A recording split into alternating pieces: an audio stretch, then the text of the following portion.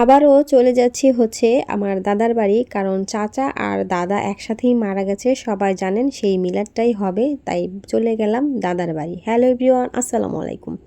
আমাদের আসতে আসতে একটু রাত হয়ে গেছে। এখানে এসে দেখি দুই ভাই, আমার ছোট দুই ভাই আমাদের জন্য রান্না করছে মুরগির মাংস আজকের জন্যে, আর সাথে দুলাভাইও রান্না করছে ওই শালাবাবুদের সাথে। আজকে রাত্রে যেহেতু আমরা সবাই এসেছি, অনেক গেস্ট এসেছে, সব একসাথে হব, সেই কারণে রাত্রের রান্না হচ্ছে মুরগির মাংস। এদিকে সরকার বংশের ছেলেও চলে এসেছে, আমার ছোট ফুফাতো ভাই। মানে রাত্রে সব একসাথে হলাম আমরা। রাত্রের খাবার দাবার শেষ করে আমার ইচ্ছে করছিল আইসক্রিম খেতে।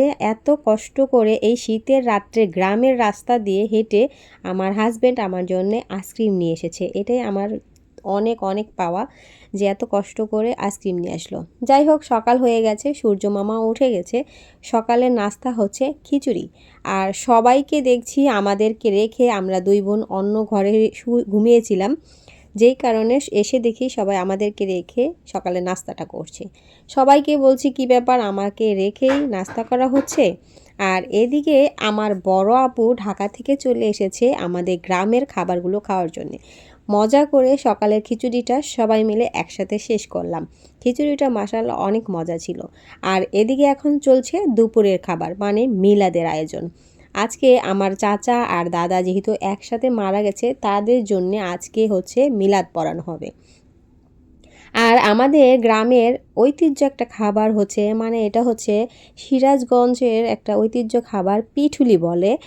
এটা মানে এত মজা লাগে খেতে, আমি আগে কখনো খাই নাই, এই প্রথমে খেয়ে দেখলাম, না সত্যি অনেক মজা।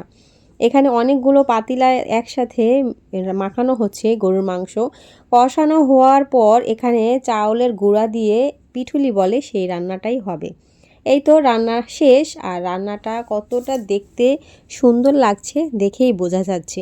সবগুলো রান্না একসাথে করে এখানে রেখেছে, আর আমার দাদা বসে, এটা হচ্ছে আমার আব্বু সম্পর্কে চাচা হয়, সেই দাদা বসে পাহারা দিচ্ছে এখানে যেহেতু কুকুর আসে। আর এই তো সকল মানুষ চলে আসছে, মিলাদের আয়োজন শুরু হয়ে গেছে, এখন মিলাদ পড়ানো হবে। এই যে এত মানুষ এসেছে যে আমাদের উঠানে বসে জায়গা হচ্ছিল না, সেই কারণে এটা হচ্ছে আমার দাদার একটা বড় একটা জমি, সেই জমিতে সবাইকে বসানো হয়েছে ঘরের সামনে এই জমিটা।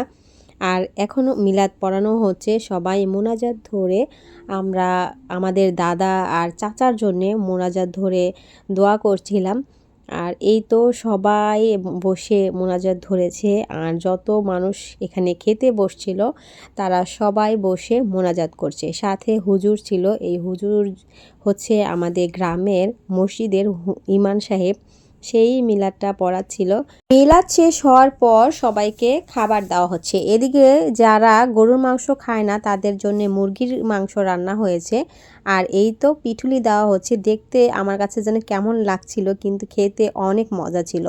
আর আমার এই তো ছোট চাচাও চলে এসেছে, আর আমার ছোট ভাইয়ের সাথে একটু গল্প করছে সবাই।